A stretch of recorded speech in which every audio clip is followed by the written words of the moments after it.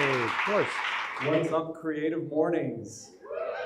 I'm so happy to be with you all here in Austin, Texas. You know, this is a city with a long history of creative expression, and I'm so happy that this event here is an extension of that great history. Before we start, I just want us all to take a deep breath together. So everyone, take a really deep inhale, hold it, and let it out. So I've been a creative my whole life. I spent a number of years in the agency world, first as a graphic designer, and then as a brand strategist. And now I'm an author. This is my new book, The Art of You, the essential guidebook for reclaiming your creativity. I've got a few copies over here. And yeah, I'm a meme poet. A lot of people know me for my internet memes. That's one of my favorite creative formats. And I also teach a class called Meme School. That's a virtual class if you want to learn how the art and science of memetics and making memes. And today's theme is cycle. And I'm so excited about this theme because I'm a bit of a Taoist.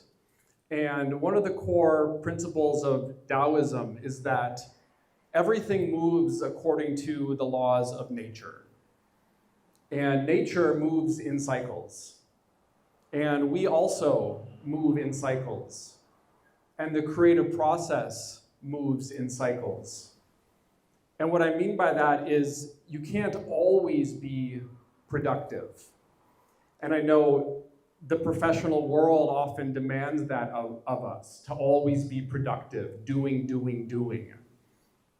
But we need time to rest and restore our creative energy. I like to say that a mind that's too full of information has no space for inspiration. And there's a time for doing. In Taoism, this is the yang. The yang is the active principle of the universe that initiates action with force and is always, doing things, kind of represented by the sun or, the masculine end of the spectrum. But there's also the yin. And the yin is about receptivity and stillness and listening. And it's about filling our own cup so we have something to pour into our creativity. And this is something that I definitely learned firsthand. I spent a number of years in New York City working on Madison Avenue as a brand strategist. Any former New Yorkers here? Quite a few, all right. We all escaped, except for that one person visiting, I'm sorry. No, New York is amazing, but it's a demanding city. It's a yang-oriented city. It's all about doing and action and always, being productive. And for me, that was, I reached a point in my career where I was just completely burnt out. And I feel like I had hit a dead end in my career. And I didn't know where else to go. I was working so hard, 60-hour weeks, going out to happy hour after work, being out late, consuming too much coffee, too much alcohol. And it was just, I felt like my energy was spent. And I felt like I had no other choice but to sort of surrender that hustle. And for me, that looked like learning to meditate. And I began a very devout practice of meditation and yoga. And I started reading Eastern philosophy and reading poetry. Again, I had been a big reader and writer of poetry in my youth, and that had really fallen away as I was chasing my career success. So I started to seek sort of an inner peace to balance out the chaos around me. And then that accelerated in 2020, when COVID happened and suddenly we were locked up in quarantine and we had a forced time out. And that gave me even more of a chance just to calm my nervous system, tap into my own nature, and I started writing poetry again and really my channel of inspiration and imagination opened like never before. So where do ideas come from? It's a very simple question, but it's a very hard one to answer. We like to say, an idea popped into my head, and we just leave it at that. An idea popped into my head. That's not exactly an explanation. That's sort of a mysterious thing, right? The ancient Greeks had a concept of this goddess spirit called the muse that would come down and whisper creative ideas into the ears of those open to receiving. Now, the metaphor of the muse is not literally true, but it is metaphorically true. And there's lots of different metaphors you could use to describe this. If you're a religious person, you might say that, God spoke to me, or something like that. Carl Jung might say that we're tuning into the collective unconscious, which is a giant ocean of information that we're all swimming in, that we cannot see, but we have access to. And our access to the sea of information is our own intuition. So it's sort of like, we're kind of conditioned to think using our ego mind, our analytical, logical ego mind. But when it comes to creativity, I feel like the ego is sort of like, to use a tech metaphor, it's sort of like using the computer's hard drive, meaning it only has access to the information that's stored on the device, right? It's got a finite, it's just storing information. But when we connect with our intuition and our imagination, that's like connecting to the internet. And suddenly we can download ideas and inspiration from a non-local source. So for me, the first stage of creativity is not about doing things and making things. It's about cultivating the soil of your consciousness to be a clear channel of ideas and inspiration. And for me, that means meditation. I meditate every morning before my writing practice. It could also just mean spending time in nature, in stillness, taking walks by the lake here, or even just consuming art, consuming things that inspire you. I'm obsessively listening to new music and looking at new art and reading new things. It's so important to be a sponge for inspiration, because the seeds that we plant in our consciousness are going to determine what grows. So if you're just always watching the news and, gossiping and just filling your mind with clutter, you're not going to have that clear and open channel of inspiration.